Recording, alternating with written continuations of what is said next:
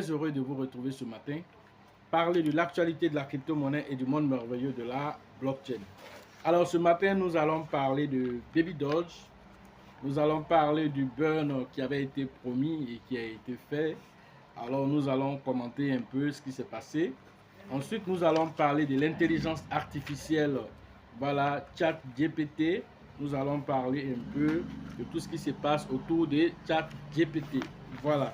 Alors, ça risque d'être une vidéo assez intéressante. Pour ceux qui viennent de nous prendre en marche, activez les cloches de notification, abonnez-vous pour ne rien rater des prochaines vidéos. Alors, Baby Doge avait promis que le 1er avril, ils allaient brûler, voilà, 5 fois la quantité que la communauté va brûler. Alors, ce qui a été fait dernièrement, voilà, donc la communauté était censée faire, comment on appelle, de burn dans le portail de burn, aller swapper aussi des choses sur le Baby Doge Swap et tout ce qui allait être brûlé là-bas. Alors, cette quantité allait être multipliée par 5 pour être brûlée par l'équipe, voilà, des Baby Doge. Alors, que s'est-il passé? Alors, cette quantité qui a été brûlée, voilà, après ce temps, presque 2 mois que l'équipe en fait, a surveillé, et quand ils ont fait le point, alors c'est 51 trillions de pièces qui ont été brûlées, voilà, par la communauté. Ensuite, cela faisait autour de 141 000 $ selon les estimations qui ont été données en son temps par l'équipe. Alors, l'équipe a procédé à la brûlure de 5 fois cette quantité qui faisait 257 trillions de pièces qui ont été brûlées par l'équipe, ce qui faisait 668 000 $. Ensuite, l'équipe a ajouté encore par rapport aussi au burn qu'ils ont l'habitude de faire, ils ont ajouté 310 trillions dessus. Alors, ce qui faisait un total de 618 trillions, voilà, qui ont été brûlés. Voilà, trillions, millions de... Voilà, donc voilà ce qui a été fait. Voilà, donc à chacun, voilà, d'analyser à son niveau. Certains trouvent que c'est petit parce que on est habitué véritablement à voir au moins un quadrillion, 2, 3 quadrillions qui sont brûlés. Mais cette fois-ci, c'est voilà, c'est pas le cas. Alors, certaines parties de la communauté étaient dessus. Voilà, ils se disaient que voilà, on allait voir beaucoup de brûlures. Mais on a demandé, c'est à la communauté qu'on a demandé d'aller brûler. C'était votre part de responsabilité à vous-même. Alors, est-ce que vous avez fait ce qui a été demandé? Les 1 700 000 personnes qui sont dans la communauté, voilà, holder, est-ce que chacun a brûlé une partie? C'est la question qu'il faut se poser. Alors, si vous êtes assis que certaines autres s'en vont brûler, alors pourquoi vous vous plaignez? Alors, c'est démontré aussi par là que la communauté ne s'est pas approprié la chose. Alors, voilà le résultat qui est devant nous ici. Alors, il n'y a pas lieu à se plaindre. Pourquoi quand on donne une certaine information, même si toi, tu n'as que 10 milliards de Baby Doge, que tu peux aller dans le portail de burn, brûler ne serait-ce qu'un milliard ou même 100 millions de pièces, alors c'est quelque chose que tu apportes à la communauté. Chacun de nous fait un peu la même chose. Alors nous allons peut-être dépasser ce genre de trucs. Mais les gens se sont assis, quand tu gardes pour toi dans ton coin, tu gardes pour toi, ça c'est chasse gardée. Il ne faut pas toucher pour moi, il faut aller brûler pour toi. Donc, tu viens te plaindre après pour dire qu'il n'a pas brûlé beaucoup. Pourquoi tu n'as pas aller brûler pour toi? Voilà, ça c'est l'appareil de l'être humain. Voilà, il est égoïste à son genre, l'être humain est toujours comme ça. Voilà, donc juste pour rigoler. Mais on va pas tirer sur tout ça. On va dire que c'est déjà une première expérience. Peut-être qu'il y aura d'autres cas de figure qu'ils vont donner encore. Cette fois-ci, j'espère que les gens vont s'approprier la chose. Voilà, pour pouvoir brûler autant de pièces. Voilà, donc voilà ce qu'on pouvait vous dire à ce sujet. Donc nous apprécions tout de même l'évolution de Baby Doge. Voilà, tout ce qui ça veut dire que au fur et à mesure qu'il y a ce genre de campagnes qui vont être lancées, Baby Doge va brûler des pièces jusqu'en 2025. Des surprises encore risquent d'arriver encore avec Baby Doge. Le jeu qui doit être lancé, nous n'avons pas trop d'informations sur le jeu. Est-ce que le jeu d'échecs de Baby Doge va brûler des pièces? On n'en sait rien, mais ce serait l'idéal qu'on implémente cela, puisqu'il est en phase de test actuellement. On n'a pas trop de détails sur le jeu. Peut-être que le jeu aussi va brûler des pièces aussi, alors réduisant aussi drastiquement aussi l'offre en circulation. Autre actualité, comme je l'ai dit ici, il y a aussi une proposition de multi-chaîne aussi qui a été faite par Baby Doge.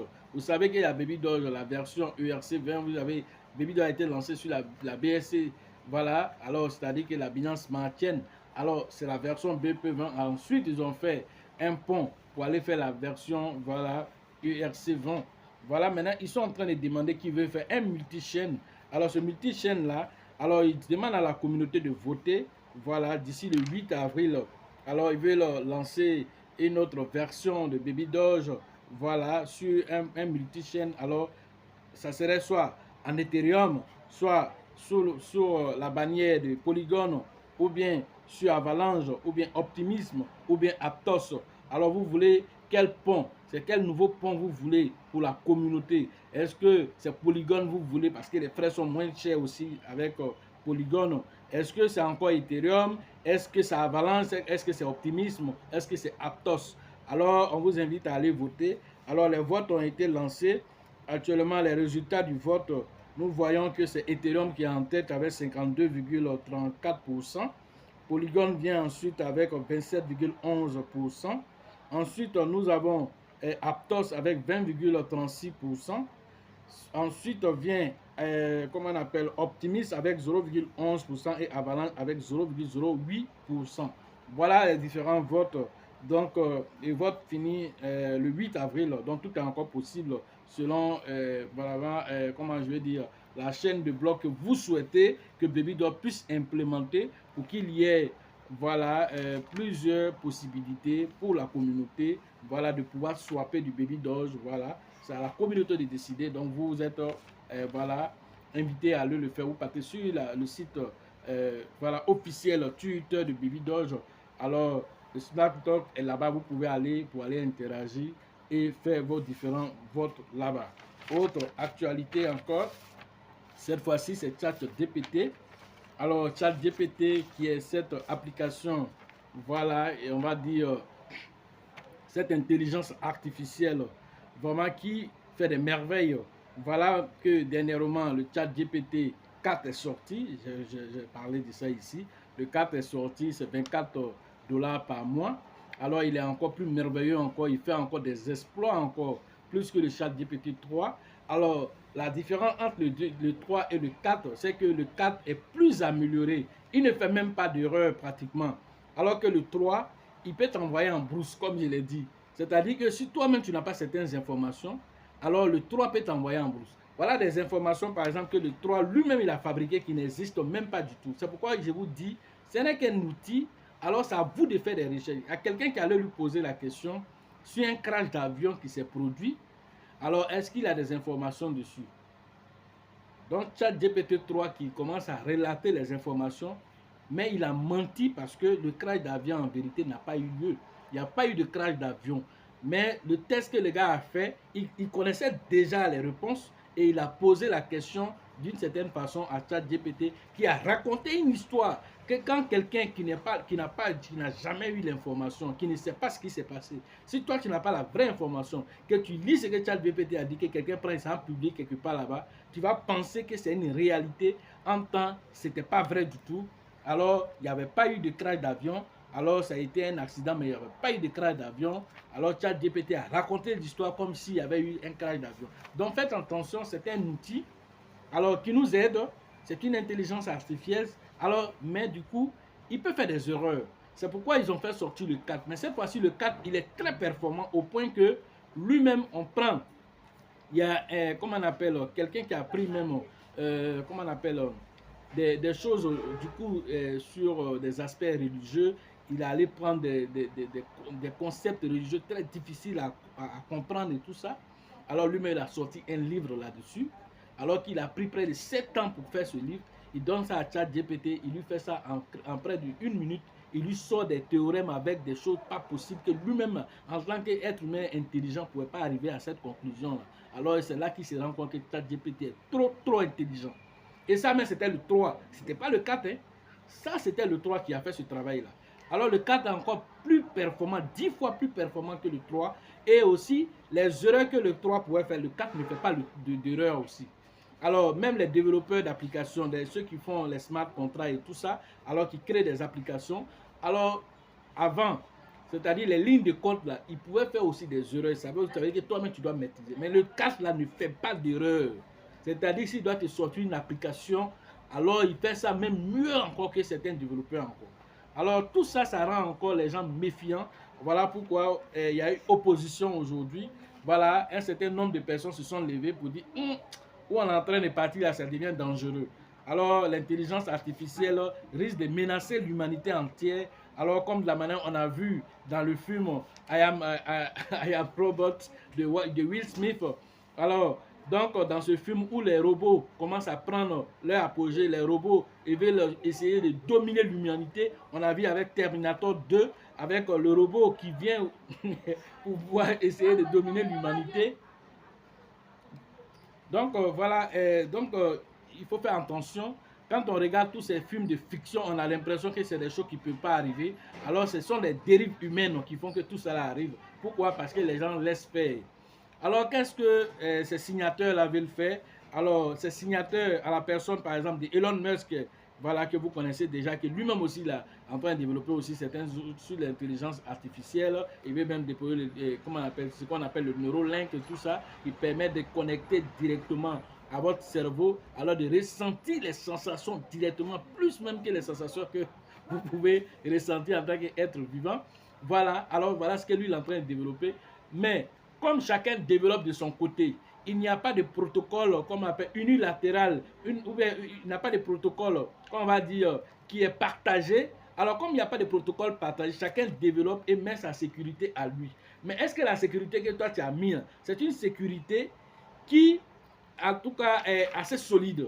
C'est toi seul qui va apprécier ça parce que personne ne surveille. Alors Elon Musk et Steve Wozniak, alors eux, ils ont décidé de lancer, voilà, comme des lanceurs d'alerte, alors une signature pour que tous ceux qui sont des développeurs d'applications sur l'intelligence artificielle, alors ils se retrouvent dans un forum pour pouvoir discuter et sortir ce qu'on appelle des protocoles partagés. Alors, quel est le sens des protocoles partagés?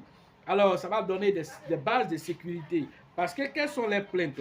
Voici les différentes plaintes. On dit, les différentes raisons qui ont été données, alors c'est que l'intelligence artificielle, ça devient presque, comment on appelle, illimité pour lui, tout ce qu'il peut faire. Les possibilités sont illimitées pratiquement. Alors, il évolue aussi de façon exponentielle.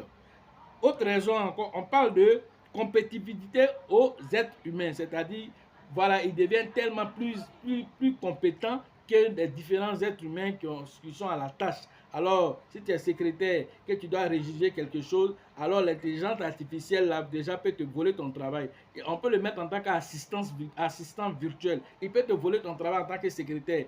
Donc, il peut rédiger des choses encore plus rapidement, non seulement, mais encore plus élaborées que toi en tant qu'être humain. Parce que lui prend l'intelligence de plusieurs millions de personnes, alors ça permet d'élaborer quelque chose de plus intelligent. Voilà ce que lui fait. Alors, il peut voler beaucoup de trucs encore.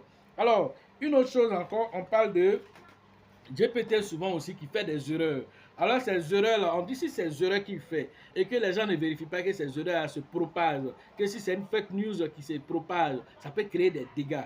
Donc tout ça, ça fait partie des plaintes. Alors on parle de perte d'emploi, comme je viens d'expliquer. On parle aussi qu'il peut surpasser les êtres humains en termes d'intelligence.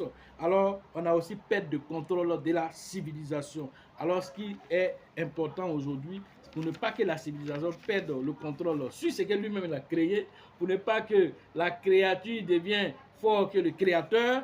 Alors pour éviter cela, il faut mettre des protocoles de sécurité, il faut auditer toutes les intelligences artificielles. Alors par un protocole qu'on appelle protocole partagé, et c'est grâce à ce protocole partagé là que les gens vont pouvoir, voilà, maîtriser, voilà, l'intelligence artificielle. Donc ces signateurs là ont lancé cette alerte là afin que tous ceux qui sont dans ce domaine puissent se retrouver et sortir quelque chose. Et je trouve que c'est très intéressant parce que ce que nous voyons dans les films, on a l'impression que ça ne peut pas arriver. Ça peut arriver. C'est des choses qui peuvent arriver et ça peut échapper. Parce qu'aujourd'hui, ChatGPT n'est pas connecté à Internet. Et ce qu'il est en train de faire là, il n'est même pas encore connecté. Mais si quelqu'un d'autre qui s'en va créer un ChatGPT similaire à ce qui est déjà là, et que lui sans peut-être mettre certains protocoles de sécurité assez solides et que le ChatGPT arrive par son intelligence en créant lui-même des codes, il arrive à sortir voilà, on va dire de sa zone où on l'a confiné et qu'il atteint Internet, ça c'est fini.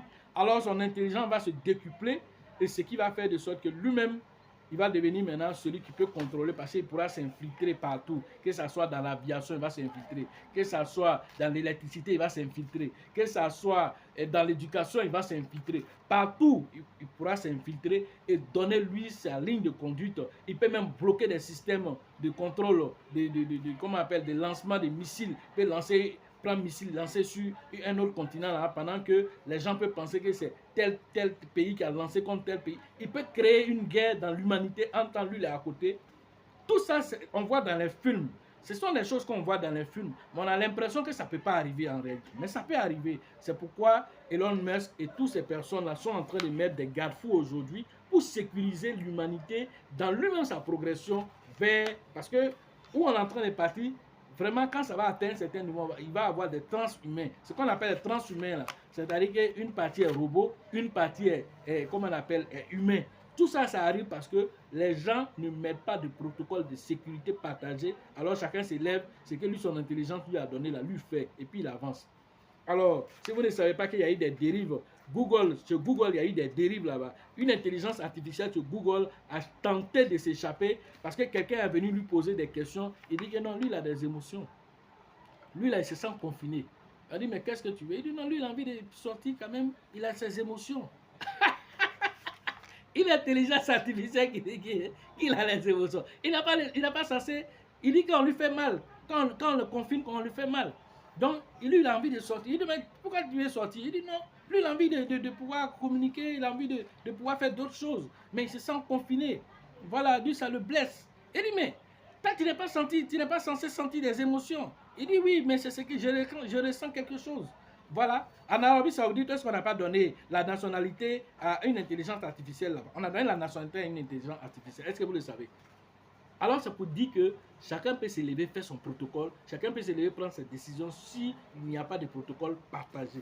Alors, ce qui est arrivé chez Google, là, ils étaient obligés, voilà, de confiner cette intelligence artificielle, couper tout ce qui est Internet là-bas pour ne même pas qu'ils puissent communiquer avec l'extérieur. Eux-mêmes ont eu peur de leur création.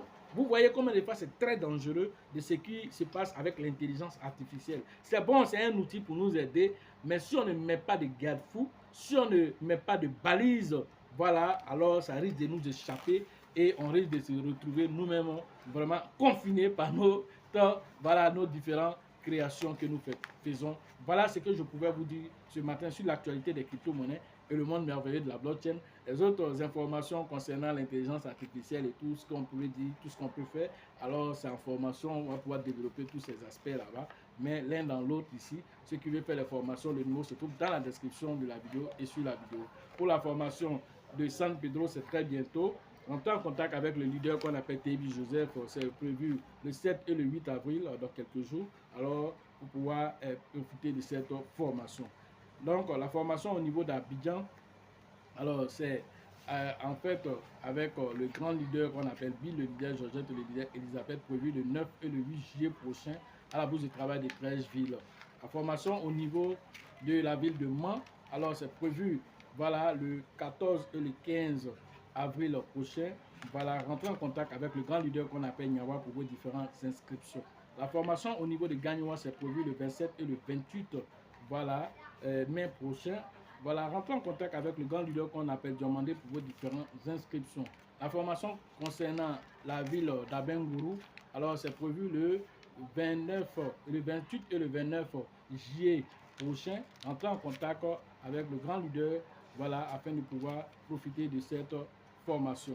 La formation au niveau de Korogo, alors la date aussi, voilà, est prévue à la fin de ce mois d'avril. C'est prévu le 27 et le 28 de ce mois d'avril. Alors, rentrez en contact avec le leader qu'on appelle Kone pour vos différentes inscriptions concernant la ville de Korogo. Alors, très rapidement, afin que chacun puisse bénéficier de cette formation. Cette fois-ci, c'est le Grand Nord qui est rentré en ligne de compte. Alors, tous ceux qui sont dans la zone de Korogo, Wale, Feke, Bundiali, Alors, toute cette zone-là, vous pouvez rentrer en contact avec le grand leader qu'on appelle Kone, voilà, pour vos différentes inscriptions. Sachez toujours que la chance accorde et accordera toujours ses faveurs aux esprits avertis et aux esprits entrepreneurs. Et si vous pensez que la formation coûte cher, alors je vous en prie, essayez l'ignorance.